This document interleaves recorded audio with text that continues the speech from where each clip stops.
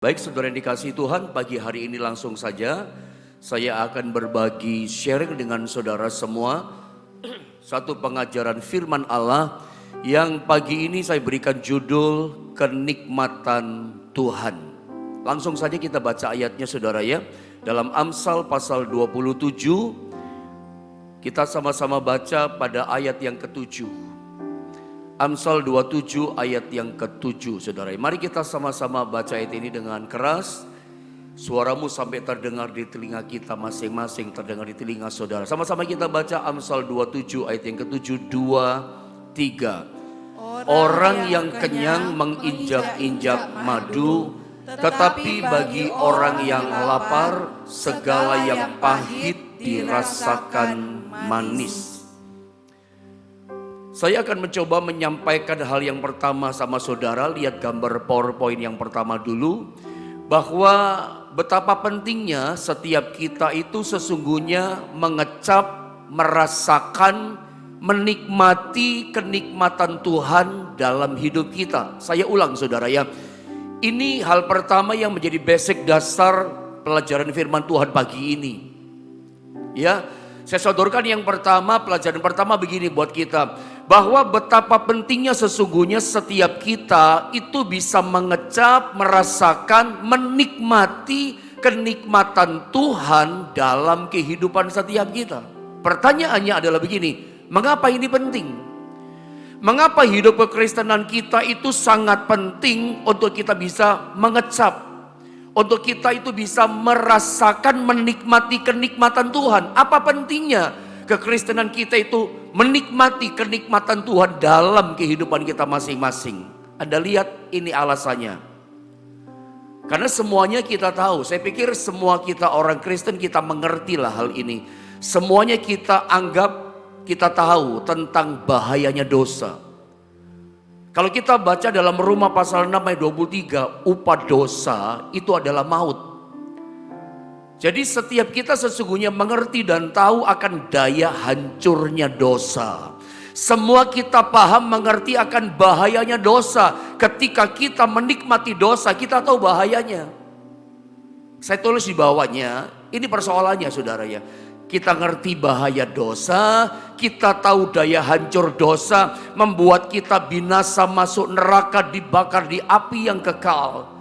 Kita tahu bahayanya dosa ketika kita menikmati dosa, hidup dalam dosa, kompromi sama dosa. Kita ngerti, kita akan dihukum. Kita tahu akibatnya, kita akan kehilangan keselamatan. Kita paham itu. Kita dibakar nanti di neraka selama-lamanya.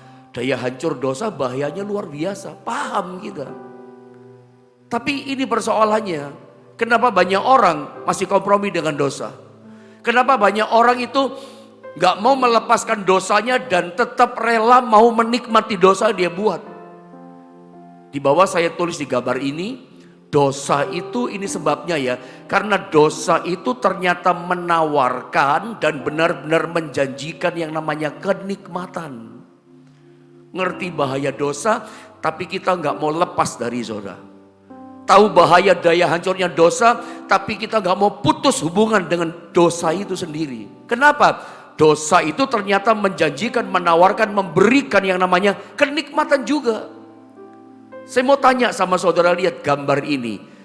Apakah di antara saudara ini pernah punya pengalaman, pernah mengalami, mencoba menyadarkan seseorang dari dosanya? Ayo lu ikut Tuhan lah. Masa hidupmu dari dulu sampai sekarang gini-gini terus. Ayo sama aku kebaktian ke gereja. Ayo kita sama-sama datang kepada Tuhan. Anda pernah gak mengalami situasi kondisi seperti ini? Mengajak orang bertobat. Mengajak orang menyadarkan dia dari dosanya yang salah. Anda ajak orang itu kembali bertobat datang sama Tuhan. Pernah mengalami seperti itu? Kalau Anda pernah mengalami seperti itu, apa yang Anda alami dengan orang itu? Apakah langsung dengan sukarela dia mau bertobat? Apa dia langsung mau datang kepada Tuhan, menyerahkan dosanya, datang ibadah di gereja? Jawabannya apa? Enggak semudah itu. Bahkan banyak di antaranya kita lihat orang Kristen itu. Tadinya adalah orang percaya kepada Tuhan. Tapi ternyata tidak mudah kita mengajak orang kembali kepada Tuhan, bertobat, menyesali dosa-dosanya. Apa sebabnya? Sebab dosa itu ternyata menawarkan, memberikan, menjanjikan kenikmatan. Apa sebabnya? Ketika saya merenungkan firman Allah ini, Tuhan sikapkan begini di ayat Amsal 27 ayat ke-7. Ini penyebabnya. Saya baca ulang sekali lagi sambil saya terangkan ayat ini sama saudara ya. Perhatikan baik-baik. Orang yang kenyang ini saya artikan kenyang di sini adalah kenyang dengan yang namanya hadirat Tuhan. Kenyang mengalami pribadi Tuhan. Kenyang mengalami realita Tuhan dalam hidupnya yang nyata. Orang yang kenyang mengalami hadirat Tuhan, mengalami pribadi Tuhan yang nyata dalam hidupnya, dikatakan apa? Dia akan menginjak-injak madu. Meskipun manis, dia menolak. Dosa itu kan manis, menjanjikan, menawarkan keindahan, kenikmatan, kemanisan. Tapi bagi orang yang kenyang dengan hadirat Tuhan, kenyang dengan mengalami pribadi realita Tuhan, dia akan berkata, aku tidak mau. Dia menolak kenikmatan dosa. Dia anggap, dia berkata dosa itu tawar buat dia. Meskipun orang katakan itu manis. Tapi kata Alkitab, tetapi dikatakan bagi orang yang lapar. Lapar sama dosa. Lapar sama keinginan dunia. Segala yang pahit dirasakan manis. Mari saya berharap Anda bisa mengerti dari Amsal 27 ayat 7 ini. Tuhan singkapkan ini kepada kita begini, bahwa kalau orang itu sudah kenyang dengan hadirat Tuhan, madu yang manis, dosa yang manis ditawarkan, dia nggak mau, dia menolak, dia nehi itu saudara ya. Dia berkata dosa ini tawar. Orang kalau sudah mengalami kenikmatan Tuhan, dia akan menolak kenikmatan dosa. Tapi kebalikannya, bagi orang yang kosong jiwanya, hatinya lapar saudara ya, semuanya dia makan. Dosa pun yang pahit dia makan. Karena dia lapar gitu.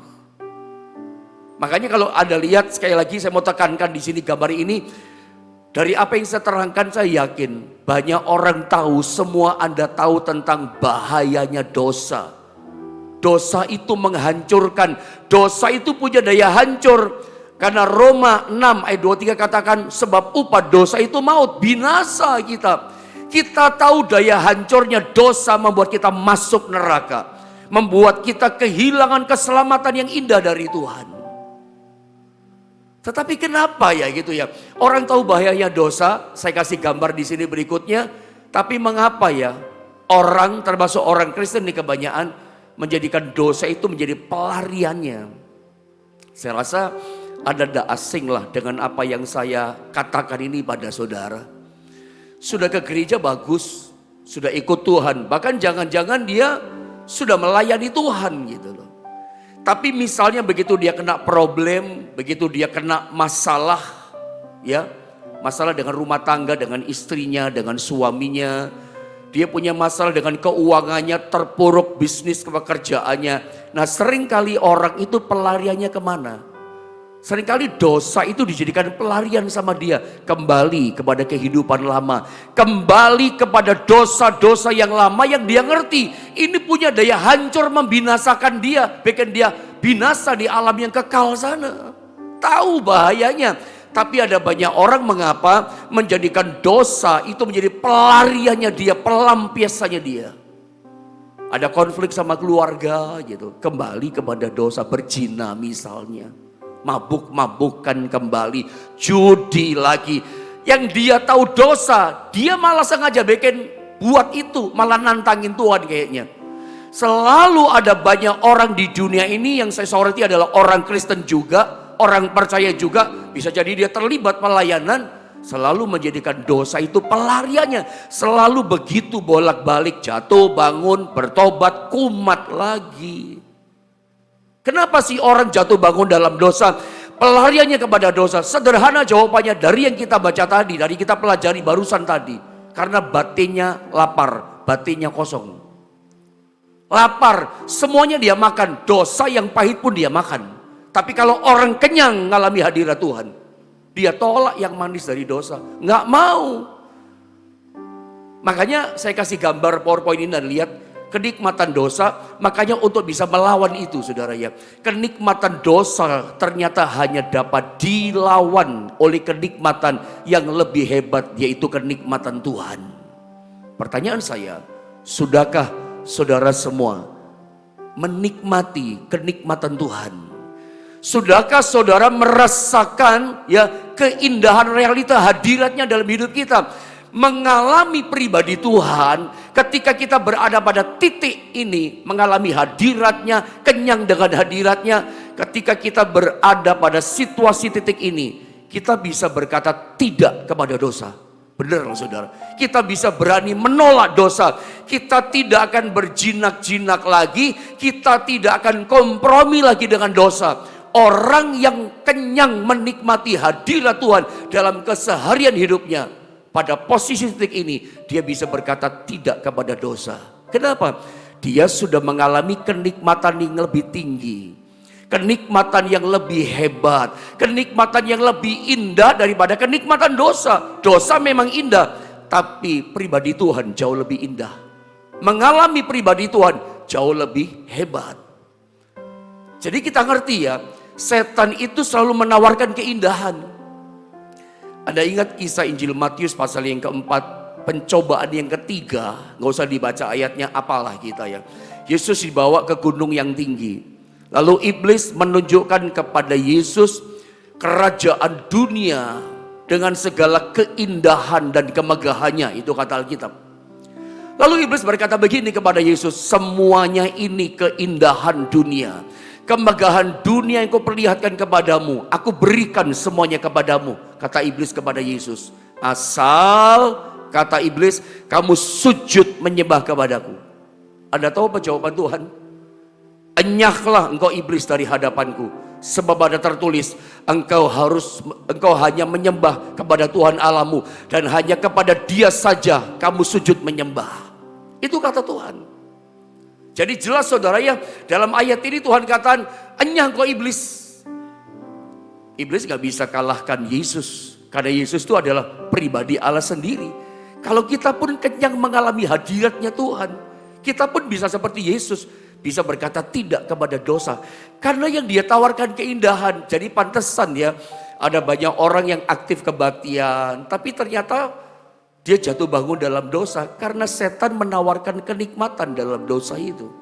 Kenikmatan dosa hanya bisa dilawan dengan kenikmatan menikmati hadiratnya Tuhan, mengalami pribadinya. Makanya kalau orang semakin dekat sama Tuhan, semakin mengenal pribadi Tuhan, semakin dia mengalami realita pribadi Tuhan, dia akan semakin mengasihi Tuhan, semakin cinta sama Tuhan. Dia akan semakin merasa gini, oh semakin indah ya dengan Tuhan. Makanya selalu saya katakan, saya kasih contoh ya, semakin kita itu mengenal seseorang, Anda lihat gambar itu, maka semakin kita mengenal dia dan semakin kita tahu kekurangannya. Semakin kita kenal dan tahu kekurangannya, kelemahannya. Karena kita manusia. Semakin kita dekat dengan seseorang, semakin kenal pribadinya. Kita pun semakin kenal, semakin tahu kekurangannya, kelemahannya. Oh ternyata orang ini gini ya.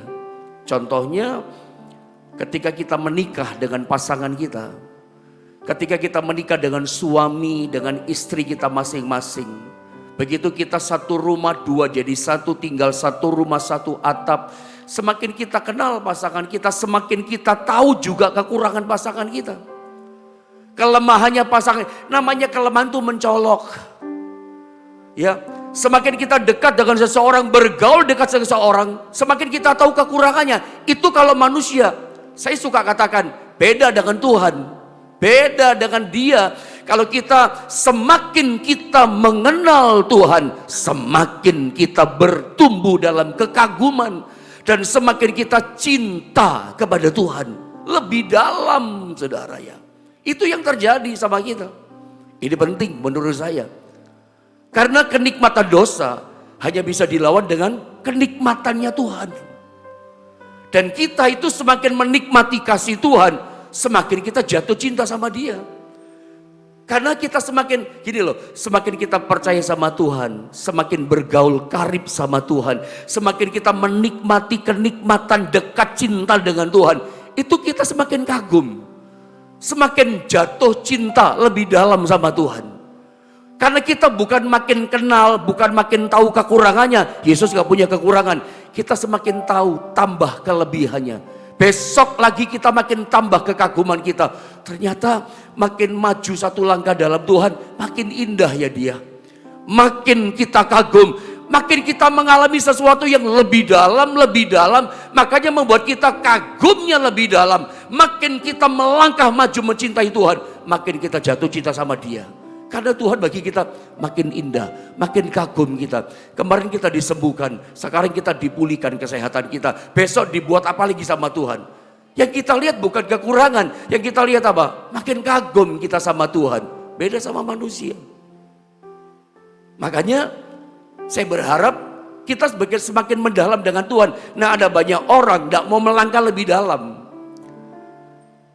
Tuhan singkapkan di dalam Wahyu pasal 2 lewat pengajaran firman ketika saya mempersiapkan materi khotbah ini, saya mau bagi sama saudara. Tuhan ingatkan saya, singkapkan dengan ayat ini.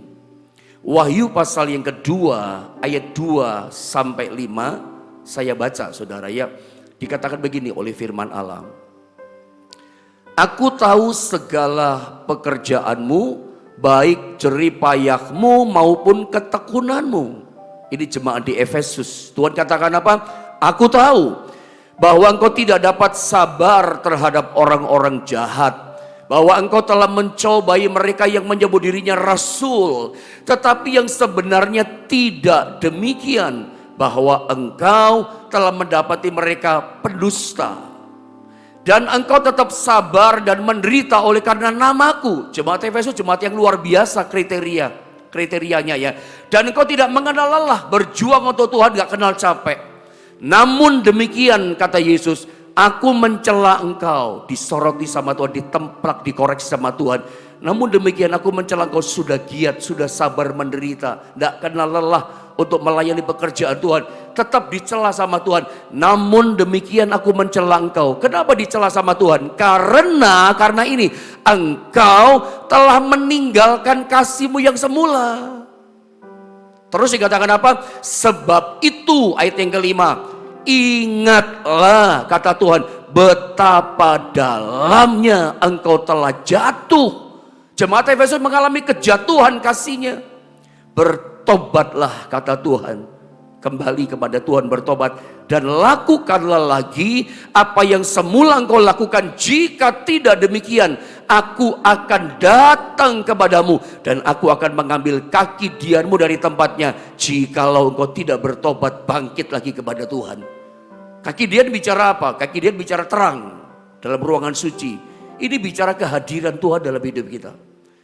Ini bicara tentang kuasanya, keberadaan Tuhan yang selalu menyertai kita sebagai Immanuel. Kaki dian itu diambil, artinya tidak ada lagi penyertaan. Kalau kita nggak bertobat, kita membiarkan diri kita mengalami kejatuhan. Kejatuhan dari apa? Kasih yang mula-mula.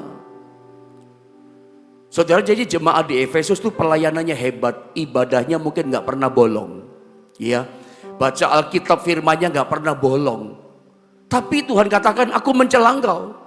Karena kau telah meninggalkan kasihmu yang semula. Sebetulnya mereka bukan mengalami jatuh dalam dosa secara moral. Dosa yang mencolok mata kelihatan. Ih dia zina, ih dia mencuri, dia korupsi. Itu kan mencolok, itu dosa moralitas.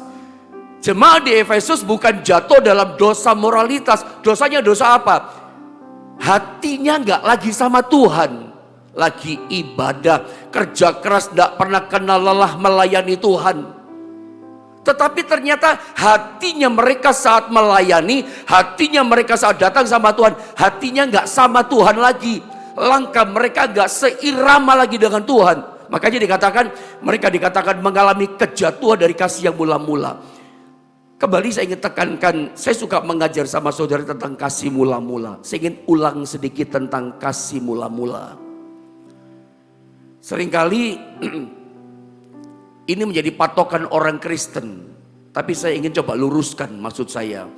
Seringkali orang itu ketika bicara kasih mula-mula. Kasih mula-mula itu kayak jadi nostalgia, kenangan manis buat dia. Selalu Orang berkata apa? Ayo kembali kepada kasih mula-mula. Ayo kamu mesti balik kepada kasih mula-mula. Gini loh saudara, kasih mula-mula itu kan kasih pertama kali ketika kita berjumpa sama Tuhan. Kita ngalami kasih yang pertama itu. Tetapi seharusnya hari bertambah hari, kita nggak boleh hanya berpijak berhenti pada kasih mula-mula pengalaman pertama dengan Tuhan. Jangan Anda samakan dengan Efesus. Efesus mengalami kejatuhan. Dari kasih mula-mula jatuh ke bawah dia. Hatinya nggak sama Tuhan. Memang kebaktian ibadah iya. Baca firman mungkin iya, pasti begitu. Bahkan melayani tidak kenal lelah, rela menderita, sabar menderita. Tidak tinggalkan Tuhan sih. Tapi udah jatuh kasihnya. Makanya suruh balik lagi dari kejatuhannya di bawah. Betapa dalamnya engkau telah jatuh. Jatuhnya dalam, tidak terukur. Jadi kembali kepada kasih mula-mula. Karena udah jatuh kan. Seharusnya menurut saya yang Tuhan singkapkan. Kalau kita bergaul karib dengan Tuhan setiap hari. Hati kita melekat dekat terus dengan Tuhan. Selalu kita memelihara kedekatan api cinta sama Tuhan. Ya cinta kita tidak bisa berpijak hanya pada kasih mula-mula. Maunya Tuhan melangkah kita langkah demi langkah setiap hari. Langkah demi langkah setiap hari. Lebih dalam cinta kita sama Tuhan. Cinta kita harusnya melebihi cinta mula-mula, itu maksud saya. Makin bertumbuh, makin jatuh cinta dengan Tuhan. Melebihi kasih mula-mula yang pertama. Kasih mula-mula itu kasih pertama. Kita nangis ngalami Tuhan. Karena Tuhan ampuni kita. Karena Tuhan menerima kita yang berdosa apa adanya. Kita merasakan kasihnya Tuhan ini beda. Kasihnya begitu indah, kita nikmati, kita kecap dalam hidup kita. Melebihi kasihnya papa mama kita. Memang papa mama kita cinta sama kita. Tapi kita rasakan, aduh kasihnya Tuhan ini beda. Sampai kita itu sedikit-sedikit nangis begitu kita nyanyikan pujian yang bicara soal kasihnya Tuhan. Karena kita mengalami kasih itu. Lalu apakah benar, apakah dibenarkan kita hanya berhenti berpijak pada kasih mula-mula? Tentu enggak. Kalau saya kasih gambaran sama saudara. Pengalaman cinta mula-mula itu sebetulnya hanyalah tes sampel dari Tuhan. Tes makanan itu loh. Sampel food maksud saya. Tes food, sampel food. Ada pernah nggak ngalami misalnya pergi ke kemana biasanya ya? Ke supermarket atau kemana biasanya Anda beli sesuatu lah pokoknya. Lalu ketemu yang namanya SPG itu ya, Sales Promotion Girls. Wanita-wanita cantik pakai baju yang mencolok itu ya, yang kecering warnanya merah kah, kuning kah. Mereka bawa makanan yang dipotong-potong kecil. Itu kan sampel food kan namanya itu, betul ya, test food itu ya. Ada suruh coba, kecil saja, disuruh merasakan, bagaimana Pak, bagaimana Bu, rasanya enak enggak? Anda tahu enggak tujuan dari SPG itu menawarkan sampel food sama saudara? Sebuah contoh potongan makanan kecil itu Anda coba, begitu Anda enak, tujuannya dia apa? Perusahaan, pabrik, suruh marketing, suruh memasarkan makanan lewat sampel food, tujuannya apa? Supaya Anda melangkah berikutnya membeli produk yang sesungguhnya, bukan cuma makan yang kecil tadi. Saya berharap sih lewat contoh ibarat saya ini Anda bisa nangkep. Kita nggak bisa hanya berhenti menikmati kasih yang mula-mula saja. Tuhan ingin Anda mengalami kasih yang lebih dalam, yang sesungguhnya dari Tuhan. Karena kita makin melangkah, makin kagum. Makin melangkah, makin jatuh cinta. Makin bergaul karib sama Tuhan, makin mengalami pribadi Tuhan yang lebih dalam, lebih indah lagi. Masakan kita ikut kata orang berkata, kamu mesti kembali kepada kasih mula-mula. Itu step yang pertama loh. Makanya saya tulis ini, banyak orang Kristen berhenti puas. Hanya menikmati test food, sampel food dari kasih mula-mula dari Tuhan. Dan tidak pernah bergerak ke langkah berikutnya, progres. Seringkali orang menjadikan cinta mula-mula itu menjadi sebatas nostalgia atau kenangan manis. Makanya suka ngomong gini, kamu mesti kembali kepada kasih yang mula-mula. Kasih mula-mula itu kan indah kan. Kayak kita jatuh cinta pandangan pertama dengan pasangan hidup kita kan. Semuanya indah. Iya kan? Sampai ada lagunya Gombloh mengatakan tai kucing rasa coklat, itu kan menggambarkan itu kan saudara. Mana ada tai kucing rasa coklat, yang ndak enak dibilang enak kan gitu saudara ya. Nah seringkali saya ulang, ada banyak orang Kristen menjadikan cinta mula-mula itu kenangan manis, nostalgia. Kembali kepada, selalu kita diajarkan kembali kepada kasih mula-mula. Ya, itu untuk orang yang mengalami kejatuhan. Efesus, jemaat di Efesus mengalami kejatuhan, jatuh amat dalam ke bawah. Makanya perintahnya Tuhan, ajakan Tuhan, bertobat kamu, kembali lakukan apa yang kamu lakukan, kembali kepada kasih mula-mula. Karena dia jatuh, kita tidak mengalami kejatuhan kan, serius ini saya ngomong. Hei Bapak Ibu Saudara, Anda sedang tidak mengalami kejatuhan kasih kan kepada Tuhan. Kalau kita memelihara pergaulan dengan Tuhan setiap hari seperti ini, harusnya langkah kita melebihi kasih mula-mula. Kita tambah hari, tambah jatuh cinta sama Tuhan. Tambah hari, tambah mengasihi Tuhan. Itu dia saudara. Harusnya seperti itu. Saya kasih contoh di Alkitab. Dalam Matius pasal 13 ayat 45-6. Saya baca saudara ya, saya baca ayat ini, perhatikan. Demikian pula hal kerajaan sorga itu seumpama seorang pedagang yang mencari mutiara yang indah. Setelah ditemukannya mutiara yang sangat berharga, ia pun pergi menjual seluruh miliknya lalu membeli mutiara itu. Kata kunci dari ayat ini adalah seorang pedagang yang mencari mutiara yang indah. Begitu dia menemukan mutiara yang indah, dia terkagum-kagum pasti, sangat indah. Lalu apakah dia cuma berhenti pedagang ini kagum sama indahnya mutiara, cuman bengong, diem? Enggak. Cuman bengong menikmati kasih mula-mula, enggak. Dia melangkah berikutnya, dia jual semua aset kekayaan dia punya, tanahnya dia jual. Saking indahnya itu mutiara yang sangat berharga indah, sampai dikatakan dia menjual semua miliknya. Untuk apa? Mendapatkan, membeli mutiara yang indah itu. Ini contoh buat kita.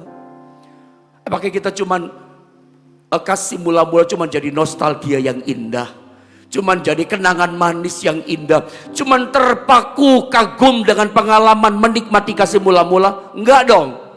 Mesti kita bertindak, melangkah maju lagi untuk mengalami kasih Tuhan yang sesungguhnya dan lebih dalam lagi. Kasih mula-mula sudah indah, tapi ada kasih yang jauh lebih indah. Mungkin itu pemulihan, mungkin itu kesembuhan, itu berkat.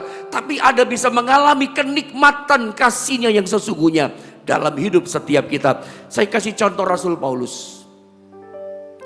Paulus ini kalau kita baca biografinya Paulus saudara ya.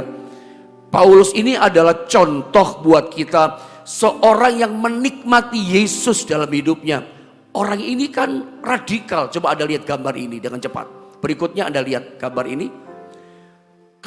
Paulus itu orang radikal saudara ya. Keradikalannya Paulus hanyalah akibat dari pengenalannya akan pribadi Yesus.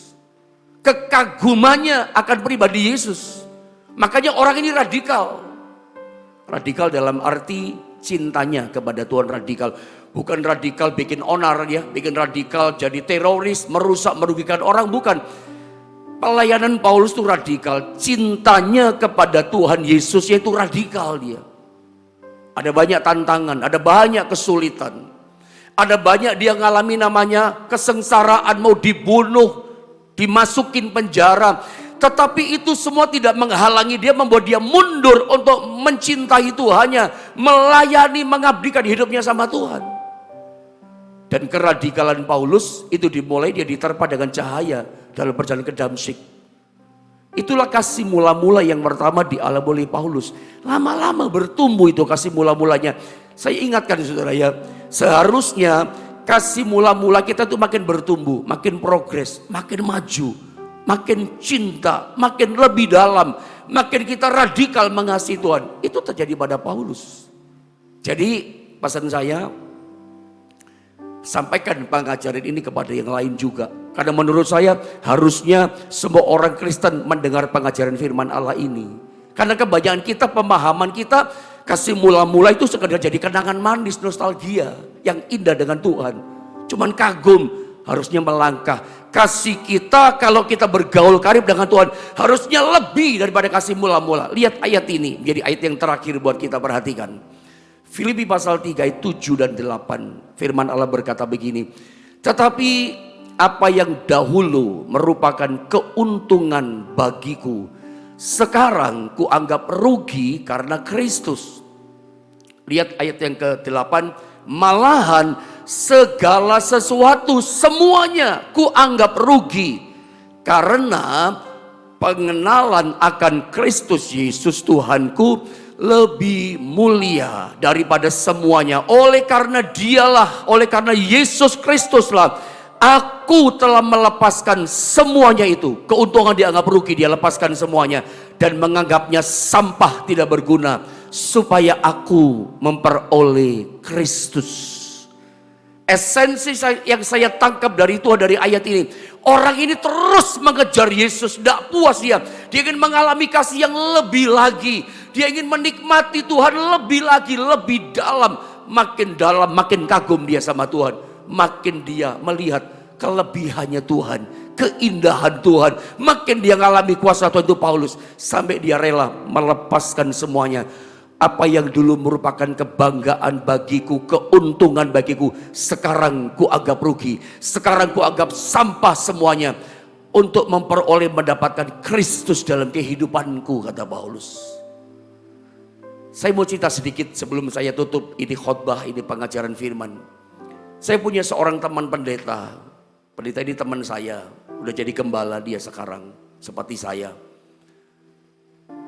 Orang ini, teman saya ini, maksud saya masa lalunya, masa dulu hidupnya sebelum bertobat dipanggil Tuhan. Kehidupan lamanya begitu jelek, jahat kehidupan lamanya. Menurut saya gak perlu ceritakan kehidupan lamanya yang jahat. Gak perlu saya ceritakan kehidupan gelapnya yang dulu seperti apa. Tapi saya ceritakan bagaimana Tuhan jamah hidupnya. Satu kali dia cerita pertobatannya, maksud saya. Dia nganter pacarnya, belum menikah mereka. Nganter pacarnya kebaktian ke gereja. Nah, waktu di kebaktian di gereja itulah rupanya dia bersaksi, saya bertobat, saya dilawat Tuhan katanya. Teman saya ngalami zaman Tuhan, itulah untuk pertama kali. Jadi selesai khotbah pendeta itu menyembah Tuhan, dia dilawat Tuhan. Dia ngalami yang namanya kasih mula-mula sampai dia nangis-nangis, saudara. Dan disitulah dia ngalami pertobatan. Disitulah dia dipanggil Tuhan. Anda tahu apa yang dia katakan pada saya? Pengalaman seperti itulah, kasih mula-mula itulah, lawatan Tuhan, zaman Tuhan itulah yang sebetulnya saya cari selama ini. Saya kejar selama ini. Dulu saya pikir saya bisa dapatkan lewat seks. Dulu saya pikir saya bisa dapatkan yang indah seperti itu lewat narkoba, obat-obat terlarang, lewat perjinahan, lewat free sex. Ternyata enggak, saya dapatkan itu sambil dia meneteskan air mata. Saya dapatkan itu lewat menikmati Tuhan, jamahan kasih mula-mula itu. Lalu apakah teman saya cuma berhenti di kasih mula-mula? Enggak, dia makin maju lagi memberikan hidupnya untuk Tuhan. Makin jatuh cinta sama Tuhan, makin lebih dalam menikmati Tuhan. Makin kita maju dengan Tuhan, makin dekat dengan Tuhan, ada semakin kagum. Hari ini dia buat ini untuk kita, besok dia buat yang lebih lagi. Makin kita kenal lagi, baru lagi, besok baru lagi kita semakin kagum. Tidak ada habisnya kita cinta, semakin kagum sama Tuhan. Makin kita dekat sama Tuhan, nanti ujungnya kita semakin diobakan sempurna seperti dia. Itu, saudara. Kalau kita dekat sama seseorang, yang kita lihat apa? Oh, punya kekurangan dia Pak Yohanes. Ternyata Pak Yohanes tuh gak banyak ngomong ya. Pak Yohanes tuh gini. Makin kita kenal seseorang, makin tahu dia. Kekurangannya makin kenal. Makin tahu ini, makin tahu itu, saudara. Tapi kalau kita makin bergaul karib sama Tuhan, seperti terpelihara pagi ini, ada semakin kagum sama Tuhan. Saya berdoa, bila kasih kita lebih dari kasih mula-mula. Bagaimana caranya? Kita menikmati kenikmatan Tuhan setiap hari. Bergaul karib dengan Tuhan. Semakin maju dan kita akan semakin menikmati itu. Tidak ada lagi yang namanya jatuh bangun dalam dosa. Sebab kenikmatan dosa yang ditawarkan hanya bisa dikalahkan dengan kenikmatan daripada Tuhan. Nikmati Tuhan dalam hidupmu setiap hari.